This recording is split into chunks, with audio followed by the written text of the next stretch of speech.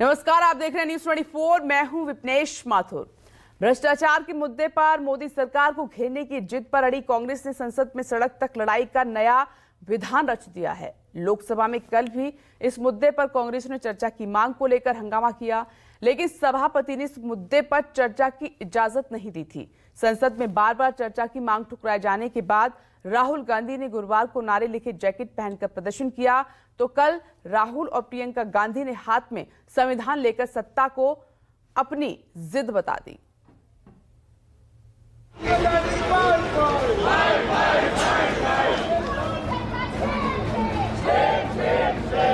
वैसा ही राहुल गांधी, कांग्रेस की महासचिव प्रियंका गांधी और संजय राउत उसको ट्वीट करते हैं और ये पार्लियामेंटेरियन हो जाता है।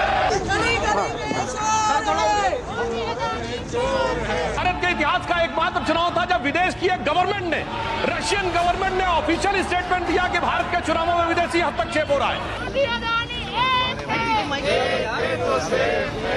मास्क पर लिखा मुद्दा, काली पट्टी से बंद जबान, हाथ में बाबा साहेब का संविधान, रोके नहीं रुका राहुल का अभियान। जब सड़कें सूनी हो जाती हैं तो संसद आवारा हो जाती है। ये बात पहली बार लोहिया ने कही थी। हालांकि लोहिया ने जिसे जरूरी बताया था, विपक्ष वो मजबूरी में कर रहा है, क्योंकि सत्ता पक्ष को जिन शब्दों से परहेज है, संसद में भी उन विषयों पर पाबंदी लग चुकी है। विपक्ष चाहे बाकी सारी बातें कह ले, लेकिन वो भ्रष्टाचार के सबसे बड़े मुद्दे नहीं उठा सकता। किसी खास शख्स का नाम आए तो पलक झपकते ही पीठासीन पदाधिकारी ही बदल जाते हैं। कैसे कहें, ये संयोग है या प्रयोग है?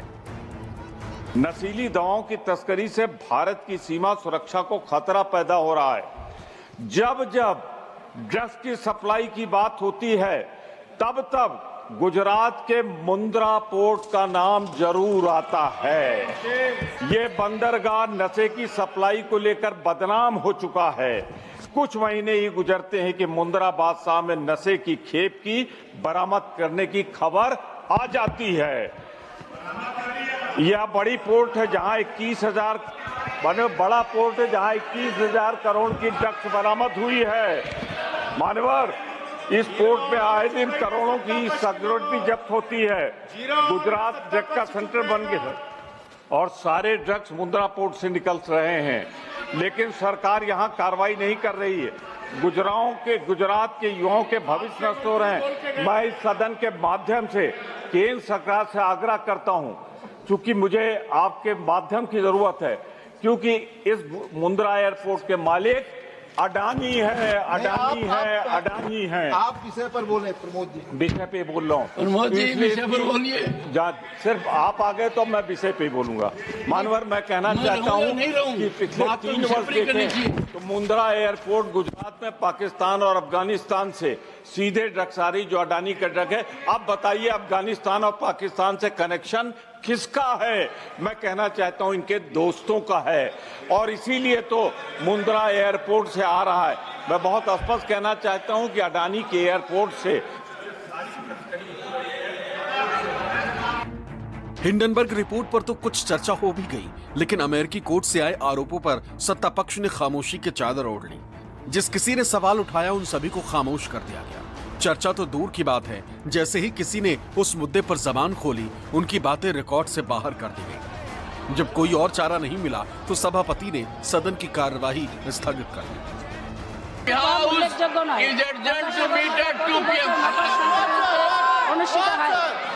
सदन की कार्रवाई आज 12 बजे तक के लिए स्थगित की जाती है।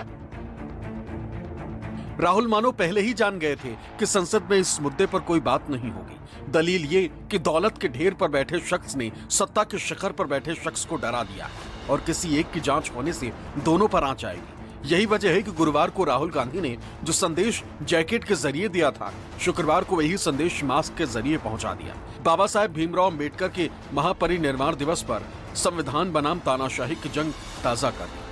Ambedkar death anniversary, the person who made the Constitution of India, and their constitutional right has been violated here for Adani. We are doing a symbolic protest. Rahul की दलील है कि सत्ता पक्ष सब कुछ सुन सकता है, लेकिन एक धन्ना सेठ का नाम आते ही उसकी जबान सिल जाती है। घिग्गी बंध जाती है जब भी कोई उस पर आरोप लगाता है, उस पर सवाल उठाता है। सत्ता पक्ष की पूरी टोली उस शख्स पर टूट पड़ती है, उसे चुप कराने की खातिर नई नई योजनाएं बनाती है, बिना किसी ठोस सबूत के उन नेताओं को बदनाम करती है, संसद तक में अनर्गल प्रलाप करती है और सभापति भी उन्हें रोकने टोकने की जहमत नहीं उठाते।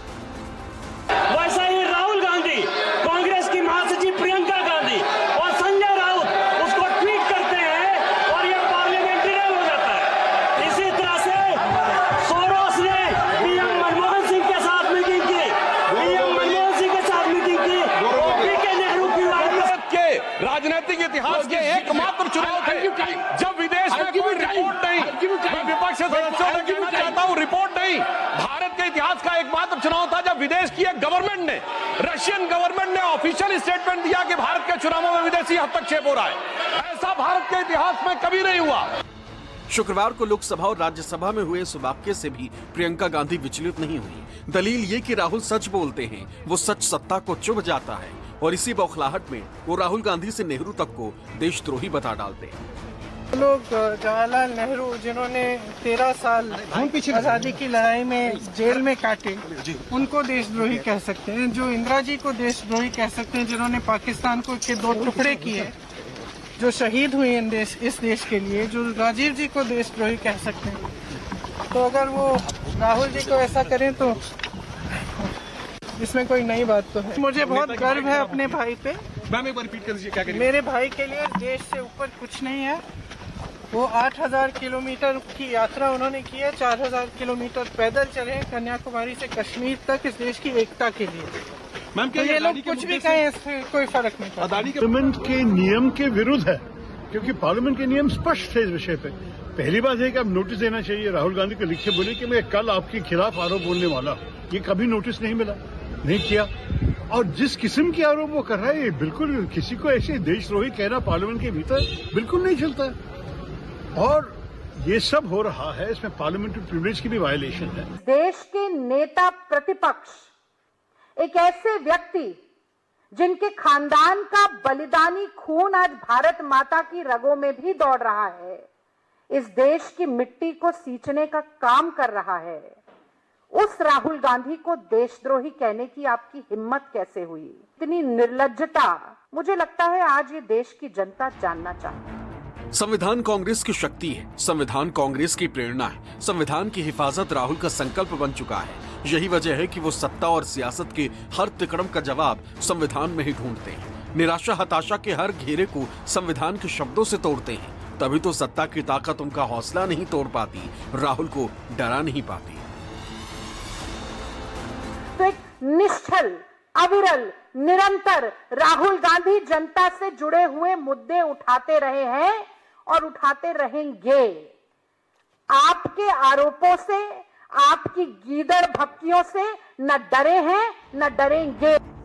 संविधान ने कमजोरों को संरक्षण दिया, दलित आदिवासियों को आरक्षण का हक दिया है और राहुल गांधी संविधान से प्रेरणा लेकर ही इस हक के विस्तार की बात करते हैं। दलितों पिछड़ों के आरक्षण बढ़ाने और उसे जमीन पर लागू करने के लिए जाति जनगणना की बात करते हैं। संविधान में राहुल की आस्था और संविधान के शिल्पकार बाबा साहेब के लिए उनकी श्रद्धा भी जगजाहिर है। महापरिनिर्वाण दिवस बाबा साहेब को श्रद्धांजलि देते वक्त राहुल के शब्दों में इसके सबूत ढूंढे जा सकते हैं। संविधान लिखने वाले अंधकार